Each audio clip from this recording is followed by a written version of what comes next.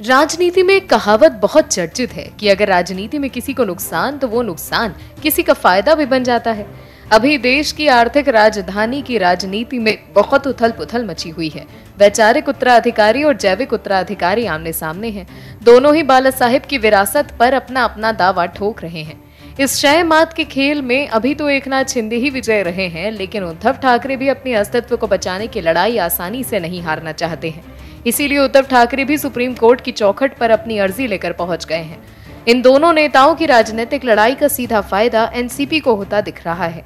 NCP प्रमुख शरद पवार, जो इस महाविकास अघाड़ी के सारथी भी थे, वो अब आगे देखकर महाविकास अघाड़ी का रथ नहीं खींच रहे हैं, बल्कि उनकी नजर तो शिवसेना में मचे युद्ध पर टिक गई है कि आखिर शिवसेना में मचे हुए घमासान का फायदा एनसीपी को कैसे हो सकता है। शिवसेना में आई आपदा एनसीपी के लिए अवसर कैसे बन सकती है।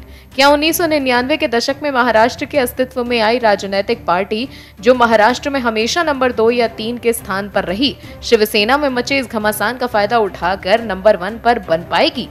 क्योंकि शरद पवार जानते हैं कि अगर शिवसेना का वोट बैंक एनसीपी की ओर खिसकता है तो एनसीपी महाराष्ट्र की नई किंग होगी। आखिर ऐसा होगा कैसे, बताते हैं आपको इस रिपोर्ट में।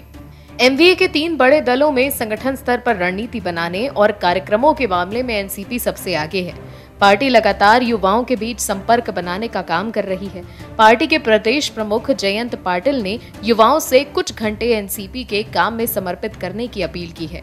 पवार भी राज्य का दौरा कर रहे हैं। युवा नेता और विधायक रोहित पवार नई पीढ़ी के बीच पैठ बनाने की कोशिश में हैं।